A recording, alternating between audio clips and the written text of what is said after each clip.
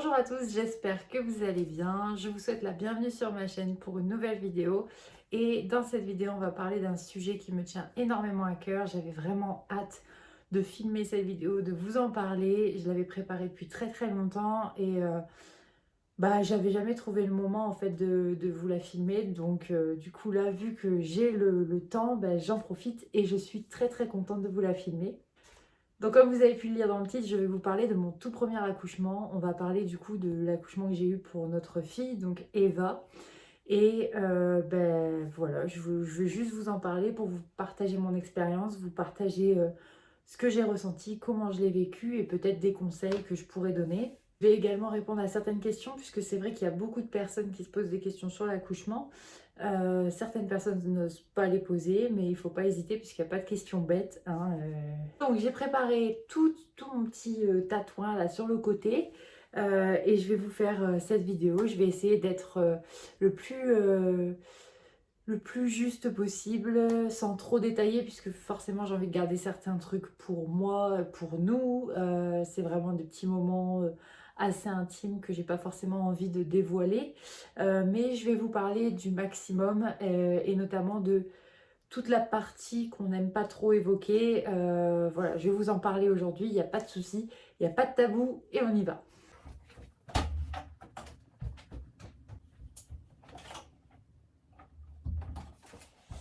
Alors, tout d'abord, il faut savoir que Eva n'a pas voulu sortir le jour du terme. Le jour du terme, on s'est rendu à l'hôpital, aux urgences, puisque c'est obligatoire. Une fois que vous atteignez votre terme, en fait, vous devez vous rendre à l'hôpital. Donc, nous, personnellement, on est allés aux urgences, puisque ma gynécologue était de permanence à ce moment-là. Donc, du coup, elle m'avait demandé de passer aux urgences. Et puis, juste, on a attendu. Dans ces cas-là, ils vous font un monitoring pour voir si le bébé va bien, s'il y a des contractions. Ils vous font un petit check-up de l'utérus pour voir si tout est OK, si peut-être il est ouvert ou s'il est effacé. S'il est effacé, ça veut dire qu'il y a un début de quelque chose. Pour ma part, il n'était pas effacé, il était toujours bien là, bien décidé à garder encore Eva un petit peu au chaud dans mon ventre. Donc du coup, on est resté, on a fait le monitoring, etc. Et ma gynécologue a décidé de me faire une petite intervention très rapide mais ultra douloureuse. Je pense que c'est l'une des douleurs les plus importantes que j'ai vécues pendant l'accouchement. C'est un décollement des membranes. Et en fait, le décollement des membranes, euh, il peut vous aider en fait à déclencher le travail. Donc elle vous le fait, c'est ultra douloureux, c'est un peu comme quand ils veulent checker si votre utérus est ouvert ou non. Et en fait, elle va venir pousser et décoller un petit peu cet utérus, le faire travailler, lui imposer du travail en fait. Donc du coup, elle me fait ce fameux décollement de membrane et c'est vrai que j'ai hurlé, hein, sans déconner, j'ai vraiment hurlé. Je tenais la main de mon conjoint hyper fort et il me semble même que je lui ai donné un coup de pied à la gynécologue pour qu'elle arrête parce que ça me faisait vraiment très très mal. Et après, du coup, j'étais dans la salle pendant une demi-heure pour un petit monitoring pour voir un petit peu comment ça se passe, les battements du cœur du bébé, si elle bouge un peu, s'il y a des contractions. Et tout était ok, tout était normal, j'avais pas de contractions, bébé bougeait bien, son cœur battait bien, donc du coup, c'était pas, c'était pas le jour, on va dire. Donc du coup, après avoir fait ce décollement de membrane et ce monitoring, ma gynécologue nous dit qu'il serait bénéfique en fait d'aller marcher, de peut-être prendre une douche, d'essayer vraiment de faire en sorte que le travail s'enclenche et continue de s'enclencher. Mais du coup, on a décidé d'aller marcher un petit peu dans un centre commercial qui était à côté. On a fait plusieurs fois le tour du centre commercial. On est allé manger épicé, puisque manger épicé, apparemment, ça peut entraîner le travail. Et on y est retourné vers 14h, 14h30, puisque c'est ce que ma gynéco voulait. Et rebelote, le monitoring, et checker, voir si l'utérus est un peu ouvert. Et miracle, il est ouvert à un petit doigt, donc 1 cm, un petit centimètre. On laisse tomber, on rentre à la maison. 2 jours après, on revient, même chose, j'ai pas de décollement de membrane, je suis toujours ouverte à un petit centimètre, un monitoring, toujours rien. Donc on rentre à la maison et on reviendra 2 jours après. Et du coup, 2 jours après, on retourne à la maternité, on refait un monitoring et cette fois-ci, ma gynécologue décide de me déclencher parce que rien n'a bougé, bébé va très très bien, mais zéro contraction et par contre on peut pas rester comme ça éternellement, hein. Ça fait déjà 4 jours que du coup j'ai dépassé mon terme, donc arrivé à un moment donné, il faut lancer le travail. Et voilà, bon après, si c'était à refaire, je pense que dès le jour du terme, j'aurais dit à ma gynécologue, écoutez, je veux être déclenchée de suite. Mais voilà, ça m'aurait pas donné la même expérience que celle que j'avais là, puisque j'avais vraiment une expérience de personne complètement inconnue à tout ce qui était accouchement, déclenchement, etc. Et donc du coup, ma fille aurait dû naître le 4 novembre 2019 et elle est finalement née le 9 novembre 2019, donc 5 jours après le terme, puisque j'ai été déclenchée le 8, mais j'ai accouché dans la nuit, donc du coup le 9. Ce qu'on peut se demander, c'est est-ce que quand vous arrivez à la date du terme ou quand vous dépassez le terme ou juste quand vous vous approchez en fait du moment où vous allez accoucher, est-ce qu'on a peur? Alors moi je vais pas vous mentir, l'angoisse montait, plus les jours passaient, plus l'angoisse montait en fait. C'était de plus en plus dur de contenir un petit peu le stress, de contenir la peur de l'inconnu, etc. Donc je pleurais pas mal pour essayer d'évacuer un petit peu tout ce stress, toute cette angoisse. Et puis bah, forcément j'avais un conjoint formidable qui était là pour moi, qui était là pour m'encourager, pour me donner en fait toute la force qui me manquait pour tenir jusqu'au bout. Parce que c'est vrai qu'au bout d'un moment, mentalement, nous les mamans, on n'en peut plus, on a envie de voir notre petit. Et puis c'est vrai qu'avoir ce gros bidon, au bout d'un moment, ça commence à être un peu pesant. Et c'est le cas de le dire. J'avais pas peur au point de faire des malaises ou faire une dépression. J'avais peur contenue, maintenue, travaillée mentalement. Voilà, j'avais une peur assez relative à la situation puisque je pouvais pas m'inquiéter d'un problème qui n'en était pas un en fait. Alors en bref, tout simplement, ça a été très rapide dans le sens où j'ai été déclenchée par tampon à midi. On me l'a posé à midi, on m'a fait plusieurs monitorings toutes les 3 heures. Et en fait, le vrai travail a commencé vers 21h, 22h, quelque chose comme ça. Je suis plus sûre exactement de l'heure, puis c'est pas forcément la première chose à laquelle je pensais. J'ai pas pensé à regarder mon portable, me dire oh, il est 21h, le vrai travail commence. Non, je pense qu'il devait être 21h, mais je suis plus sûre du tout. Et puis, le travail a duré quand même assez longtemps. J'ai dû gérer les contractions, etc. C'était assez compliqué parce que c'était la première fois que je faisais ça et j'avais jamais expérimenté une douleur aussi énorme, mais je vais vous en parler après. Et puis j'avais le mental un petit peu qui essayait de suivre, j'essayais de rester forte. C'est vrai qu'au bout d'un moment, la fatigue s'est fait sentir parce que j'étais réveillée depuis assez longtemps hein, quand même. J'étais réveillée depuis je crois 6h30 le matin, donc vers 22h vous commencez un peu à fatiguer, surtout quand vous êtes enceinte, vous êtes encore plus vite fatigué. Donc du coup vers 22h j'en pouvais plus, je voulais dormir, sauf que j'avais des contractions, il fallait que j'aille prendre des douches pour essayer d'atténuer les douleurs que j'avais dans le dos, puisque les contractions étaient beaucoup plus centrées dans le dos pour moi. J'avais de l'anxiété qui commençait à monter, en même temps j'avais la fatigue, je pleurais, enfin voilà, c'était un peu compliqué à gérer émotionnellement surtout. Et je dirais que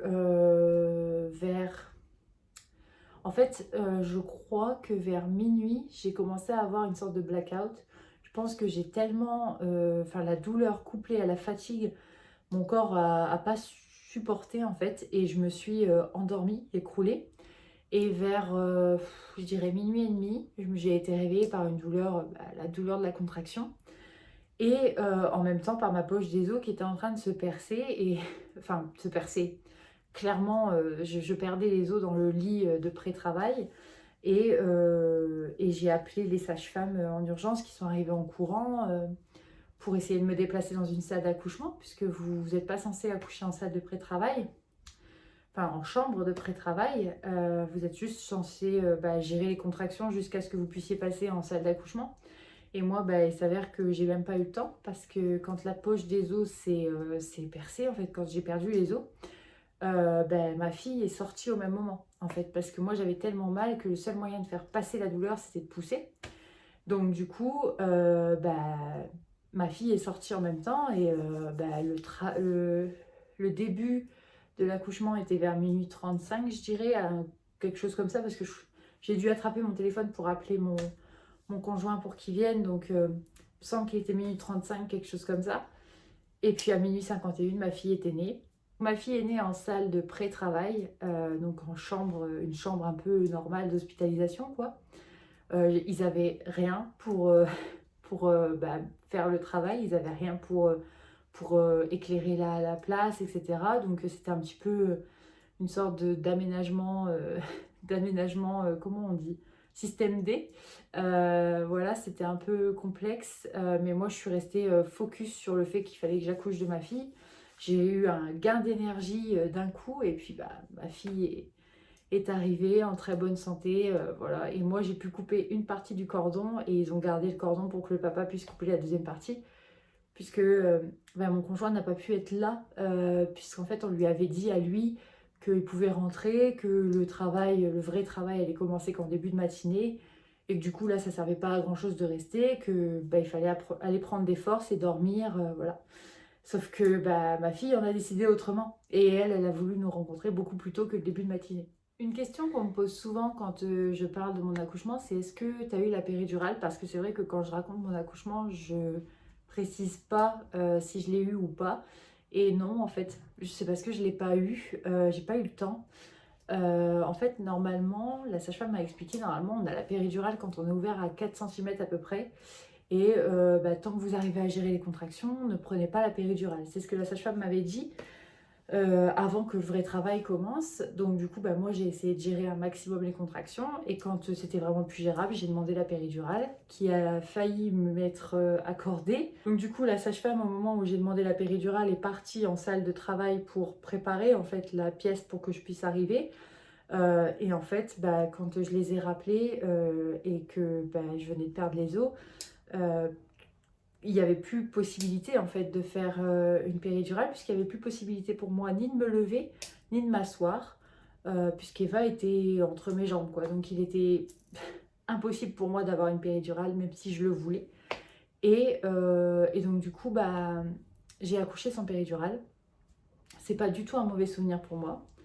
J'avais plus l'impression que je gérais la chose plus que les autres. Donc ça m'a plus confortée, ça m'a plus soulagée de savoir que c'était moi qui gérais la chose, puisque on me disait, elle me répétait, les sages-femmes, poussez quand vous sentez que vous avez mal. Et donc du coup, c'était moi en fait qui, dès que j'avais une contraction, commençait à pousser. Donc le fait que ce soit moi qui gère, j'appréciais beaucoup. Donc c'est d'ailleurs pour ça que pour ce deuxième bébé, donc pour Arthur, puisque je vous ai annoncé le prénom dans la vidéo précédente, pour Arthur, je ne veux pas de péridurale. Évidemment, je dis ça là maintenant, peut-être que pendant le travail, je vais demander une péridurale. C'est fort probable, on ne sait jamais, on ne sait pas ce qui peut nous arriver, on ne sait pas comment on va réagir aux situations.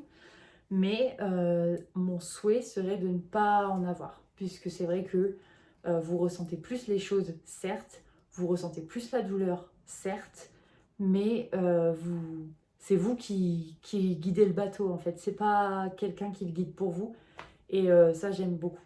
Il m'avait pas parlé de césarienne quand je suis arrivée, ou même quand j'étais en plein travail. À aucun moment on m'a parlé de césarienne.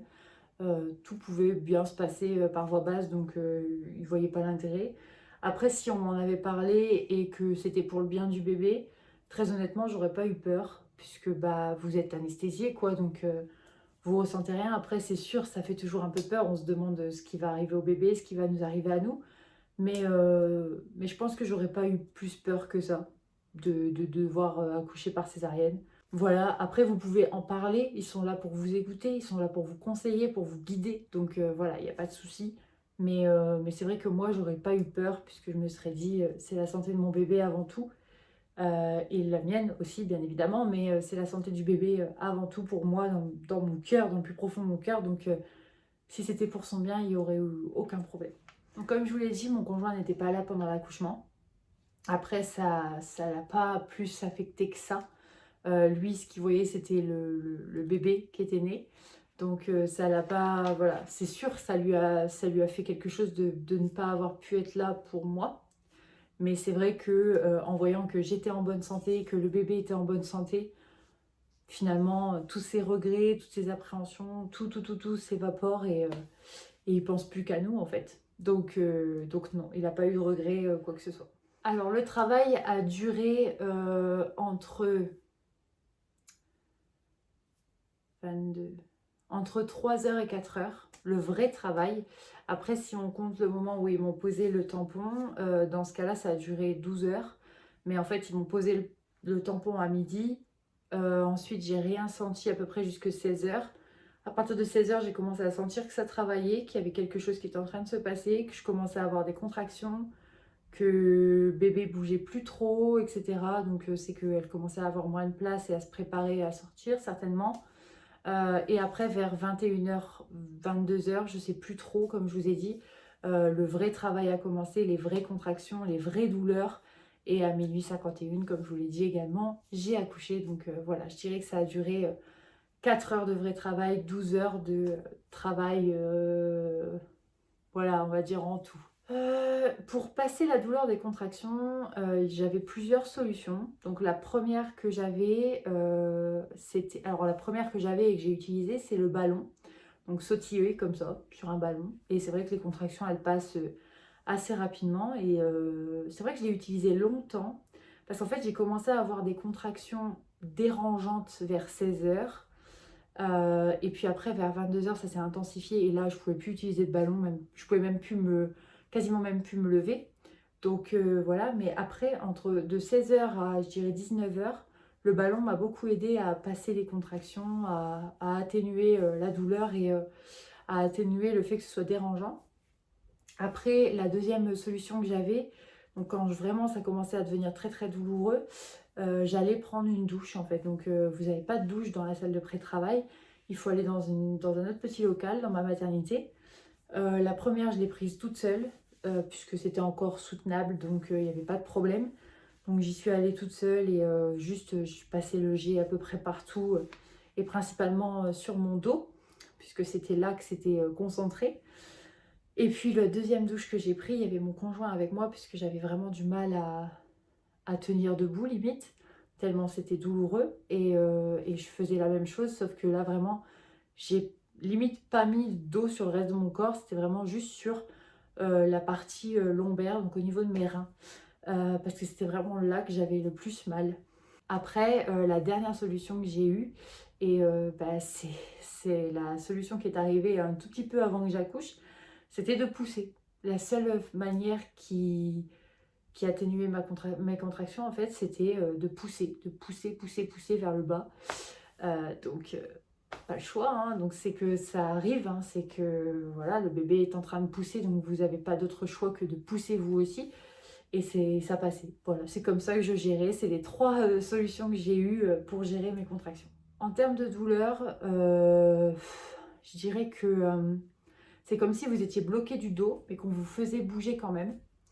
Donc vous avez beau avoir très très mal, on vous force à avancer, à vous lever, à vous tendre, à vous tenir droit, etc. Après, j'ai vraiment eu des contractions qui étaient concentrées dans le dos. Donc je ne saurais pas vous dire pour les douleurs au niveau du ventre et tout, parce que j'en avais pas. Mais sinon, en termes de douleur, on va dire que sur une échelle de 1 à 10, on est largement à 10, même plus. C'est mon ressenti, attention encore une fois. Ouais, c'est vraiment, ça ressemble à quoi? Je saurais même pas vous dire en fait. C'est vraiment comme si quelqu'un était dans votre corps en train de casser des trucs, quoi. Vraiment, c'est une douleur qui est insupportable et qui arrive vraiment par vague en fait. Donc c'est encore plus difficile à gérer parce qu'une douleur qui est constante, encore à la limite, on arrive à la gérer. Mais une douleur qui apparaît, puis qui disparaît, puis qui réapparaît, puis qui disparaît, mais en fait, il faut la gérer à chaque fois et ça demande beaucoup d'énergie. Donc ouais, voilà, c'est un peu compliqué comme description à donner, mais ouais, voilà, c'est vraiment comme si on venait casser des trucs sur vous à des zones vraiment particulières. Donc ouais, c'est assez compliqué. les contractions au début étaient supportables, dérangeantes mais supportables. Après, vers la fin, vers le moment où il faut accoucher, c'est plus supportable. C'est c'est plus du tout supportable. On a juste qu'une seule envie, c'est que ça s'arrête. Et voilà, c'est tout. Je dirais que le plus dur dans l'accouchement, c'est de gérer psychologiquement la fatigue. Puisque c'est vrai que bah, plus vous avez de contractions, plus vous êtes fatigué. Et plus la fatigue se fait sentir, plus vous avez juste envie de dormir. Mais vu que vous avez des contractions, vous ne pouvez pas dormir. Donc je dirais que c'est ça le plus dur, c'est de gérer psychologiquement la fatigue. Alors une fois que vous avez bébé sur vous, donc moi personnellement c'était un peu plus compliqué puisque forcément j'étais pas dans la bonne salle. Donc une fois que bébé était sur moi, on m'a déplacée dans la salle d'accouchement. Sinon une fois que bébé est sur vous, bah, ils font le petit check-up au niveau du bas, hein, voir si tout va bien, si vous êtes déchiré, si vous avez ça à faire, qu'est-ce que vous devez faire, etc. Ils vous font sortir le placenta, donc ce qu'on appelle la délivrance. Et c'est vrai que c'est la délivrance, donc c'est la dernière poussée. Et après, vous n'avez plus rien dans votre corps qui vous rappelle que vous aviez été enceinte. Après, sinon, bon, ils checkent si vous avez besoin d'eau. Ils regardent si bébé va bien rapidement comme ça. Bon, moi, Eva, elle était en train de s'émerveiller sur moi. Elle avait les yeux grands ouverts comme ça, en train de me regarder. Donc du coup, bah, moi, j'étais plus concentrée sur elle que sur ce qu'on me faisait. Après, du coup, si vous êtes déchiré ou quoi, ils vous recouent. Donc, ils vous mettent un petit coup d'anesthésiant quand même parce que je pense que vous avez assez souffert. Donc, on va vous anesthésier quand même pour vous recoudre, madame. Et puis après, ils vous font la perfusion si vous en avez besoin. Ils vous font faire pipi puisqu'il faut voir si votre périnée fonctionne encore un peu pour pouvoir faire pipi, voilà. Après, ils habillent le bébé. Donc là, pour ma part, c'est le papa qui a géré la première fois qu'on habille le bébé. Donc j'étais émerveillée, moi, plus qu'autre chose. Et puis après, bah, ils vous gardent en observation. Donc moi, ils m'ont gardé beaucoup plus longtemps puisque j'ai fait malheureusement une hémorragie quand j'ai accouché de ma fille. Donc j'étais pas très bien, je faisais plusieurs malaises. Donc ils m'ont gardé en observation de minuit à peu près 1h du matin jusqu'à 5h du matin dans la salle d'accouchement. Donc c'était pas très agréable pour dormir. Mais avant que vous vous posiez la question, le papa, lui, est rentré chez nous déjà d'une pour se reposer et de deux pour s'occuper de notre chien, puisqu'on avait encore un chien à ce moment-là. Et moi, du coup, bah, vu que j'étais gardée en observation, de toute façon, il n'allait rien se passer de vraiment spécial. Donc voilà, ils m'ont gardée en observation. Et j'ai oublié de vous dire, oui, effectivement, il y a un autre truc, il y a la première tétée. Même si vous n'allaitez pas, ils vont quand même vous proposer de faire la première tétée du bébé. Donc la tétée colostrum, c'est une tétée super importante. Et moi, je suis habituée à dire aux femmes, même si vous n'allaitez pas, faites-la cette première tétée puisqu'elle donne tellement d'anticorps à votre bébé, des anticorps ultra importants qu'il ne faut pas passer à côté en fait. Et moi personnellement, je l'ai faite et je pense que bah, c'est le deuxième émerveillement que j'ai eu, c'est de voir ma fille téter pour la première fois. Voilà, c'est tout bête, mais voilà, c'est un émerveillement supplémentaire. Et après, effectivement, ils nous ont emmenés dans une chambre. Donc moi, je suis arrivée dans la chambre, il devait être 5h30 du matin. Et après, ils m'ont laissé redormir jusqu'à 8h. À 8h, j'avais mes examens avec le gynécologue, puisque voilà, ils viennent checker si tout va bien. Et puis, ils viennent aussi s'occuper du bébé, donc voilà, mais oui, après, vous allez en chambre et puis c'est tout. Mais juste, vous êtes beaucoup surveillé au tout début pour voir si tout va bien et si il n'y a pas de complications d'après-accouchement, en fait. Alors, pour l'accouchement, au niveau indispensable, je dirais un chouchou pour les cheveux. C'est vrai que j'en avais pas et c'était indispensable. Même pendant tout le séjour, j'ai gardé mes cheveux attachés pour pouvoir m'occuper bien du bébé sans avoir les cheveux dans les yeux. Donc un chouchou pour les cheveux pour accoucher. Un brumisateur d'eau. Je n'ai jamais autant utilisé ce brumisateur que ce jour-là, que ce soit pour mon visage, pour mon corps, pour mes jambes. J'en ai eu besoin partout. Vous avez une montée de chaleur à ce moment-là quand vous commencez à ressentir les contractions. Du coup, je dirais ça. Et je dirais ma chemise de nuit. Parce que mine de rien, cette chemise de nuit-là, elle était très très pratique. Vu qu'elle s'ouvrait sur le devant. J'avais juste à la retirer comme ça. Et j'étais toute nue, certes. Mais voilà, j'étais comme ça. Et c'était vraiment très agréable. Et la matière que j'avais choisie était hyper agréable. Pourtant, c'est une petite chemise de nuit que j'avais trouvée à Intermarché. Je me suis dit, je vais pas prendre un truc hyper cher pour que ce soit taché ou quoi que ce soit. Et finalement, bah, j'étais ultra bien dedans. Donc ouais, je dirais la chemise de nuit. Et puis en dernier, je dirais le ballon, parce que c'est vrai que le ballon m'a beaucoup aidé au tout début et ça fait vraiment bien passer les contractions. Et en même temps, ça active le travail, donc c'est vraiment un indispensable, je dirais. Après l'accouchement, c'était le plus dur à gérer, en fait, c'était l'éloignement avec le papa, parce que bah, il a eu que 3 jours hein, pour rester avec nous, et puis ensuite, bah, forcément, il a dû reprendre le travail. Et le fait de gérer seul l'éloignement et puis la petite solitude quand même, parce que vous vous retrouvez certes avec votre enfant avec vous, mais vous vous sentez quand même un peu seul parce que bah, vous avez envie de voir du monde, etc. Moi, je sais que j'avais le soutien énorme de ma maman qui venait souvent nous voir à la maternité et qui était toujours là pour me parler, pour me conseiller, pour me dire que ce que je faisais, c'était bien. Donc ça motive vraiment psychologiquement. Mais c'est vrai que le fait d'être éloigné du papa, c'était très très dur psychologiquement. Et une fois qu'on est rentré à la maison, d'ailleurs, bah, on ne s'est plus quitté en fait. Mais après, le fait d'être avec mon bébé, c'était le plus beau des réconforts, on va dire. Donc, il n'y avait pas de souci finalement. J'ai pas de regrets pour mon premier accouchement, vraiment pas de regrets, à part celui du fait que mon conjoint n'ait pas pu être là au moment de l'accouchement, même si lui me dit de pas m'inquiéter, que lui ça l'a pas dérangé, etc. Parce que la seule chose qui comptait, c'est que moi et le bébé, on aille bien. Donc voilà, je dirais que c'est le seul vrai regret que j'ai, même si lui me dit de ne pas regretter quelque chose qui ne me concerne pas vraiment en fait. Donc dans tous les cas, c'est vrai que bah, je finis par me dire que j'ai pas de regrets. Et si j'ai des peurs pour le deuxième, bah, j'ai l'anxiété forcément qu'il se passe quelque chose de compliqué. Mais je vais pas dire que je me ronge les ongles à sang. Voilà, j'essaye de relativiser, de pas trop stresser parce que ça sert à rien et que c'est pas bon pour le bébé de stresser. Et bah, maintenant, je sais à peu près comment ça se passe un accouchement, je sais à peu près comment gérer les douleurs, etc. Donc ces peurs-là, je les aurais pas. Mais par contre, la peur qu'il se passe quelque chose d'imprévu, oui, ça, je l'ai bien sûr. Et la chose principale que je retiens, c'est que mon bébé était en bonne santé, qu'on était tous très très heureux de l'accueillir. Et voilà, c'était vraiment un surplus d'amour ce jour-là. Et les jours qui ont suivi, c'était vraiment... bah, je savais qu'une nouvelle aventure commençait et j'étais la plus heureuse du monde en fait. Donc la seule chose que je retiens, c'est que le bébé était en bonne santé et que bah, j'ai bien fait mon travail au moment de l'accouchement. Voilà. Donc voilà, c'était une vidéo pour vous expliquer un peu l'accouchement que j'ai eu pour ma fille.